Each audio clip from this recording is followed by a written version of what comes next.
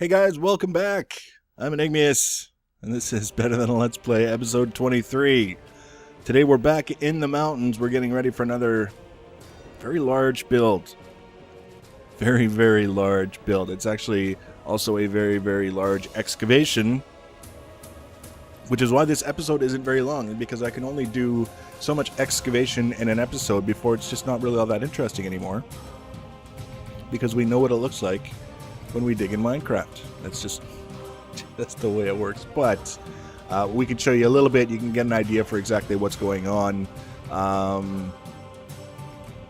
found this giant mountain after we decided that the Crystal Citadel was maybe the whole translucency thing with the microblocks wasn't working as I might have hoped. And when we're building a project for the sake of just having something that looks interesting, having such a major visual flaw is kind of the opposite effect that we were going for. And you can see that I just put a block of lava in the side of the mountain so I can throw away all my junk.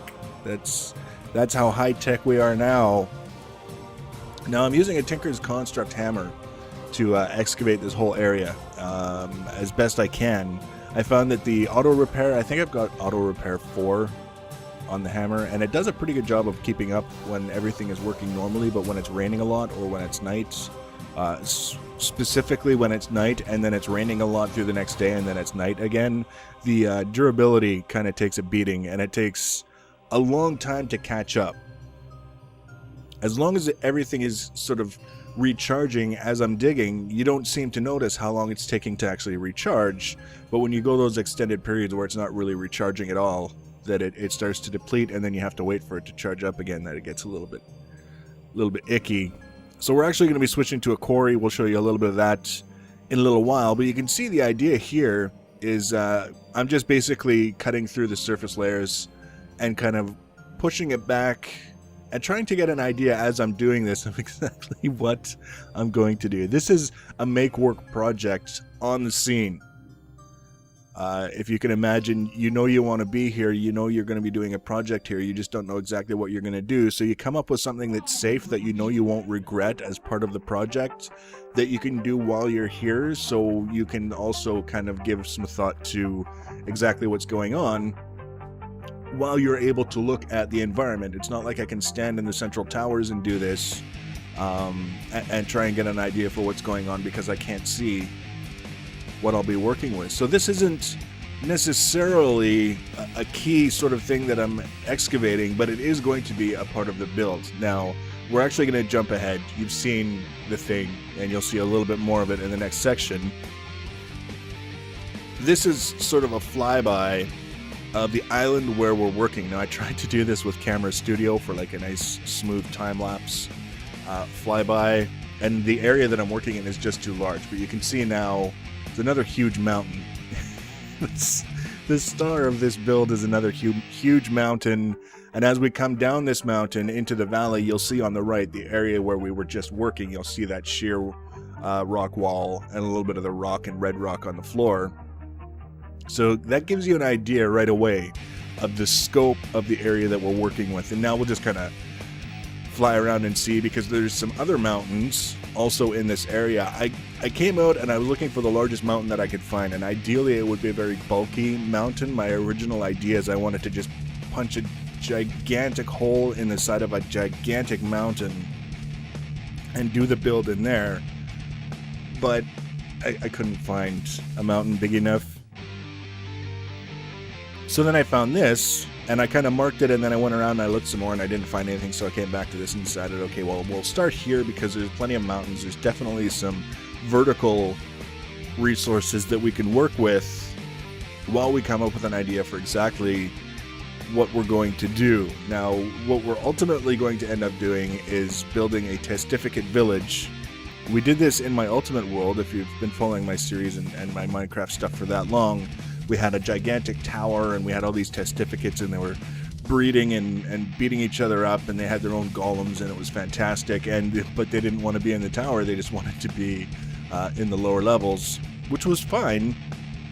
But we got a lot of experience on how to breed testificates, and I had a lot of fun with the builds. But this time around, I'm interested in making more something that you can fly around and say visually, like, hey, that's really intricate, relatively speaking, and unique and interesting, as opposed to a tower and then some lower levels with some huts on them, is basically what it worked out to previously.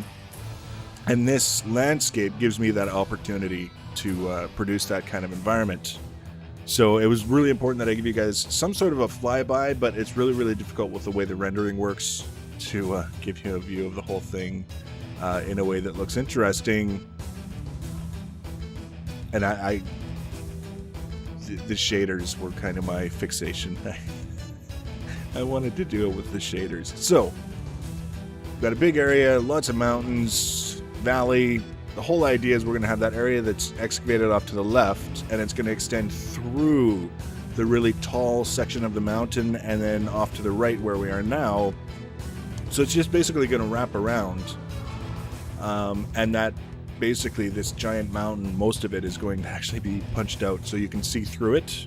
It'll be just this giant arching sort of thing that will come back later, and we'll kind of sculpt it and try and landscape it so that it looks a little bit more natural than just a big rectangle that was cut out by a quarry.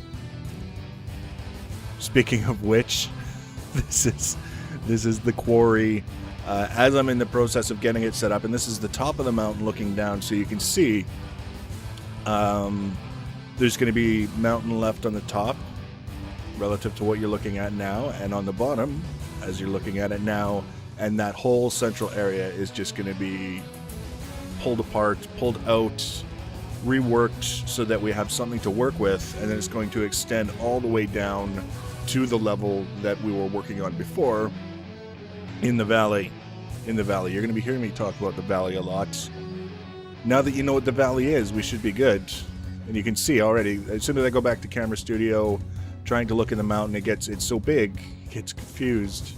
I don't even know what to show you, says camera studio, and I say just show the damn mountain. It doesn't care. I only have so much control over it, so you can see it's just a quarry that's going to be in charge of excavating the mountain itself, and you can see what I'm talking about if you look at where the frame is for the quarry, or where the frame is going to go. There's going to be a little bit left on the top of the mountain, and there's going to be some left down the sides, and then there's going to be a very large section carved out of the middle.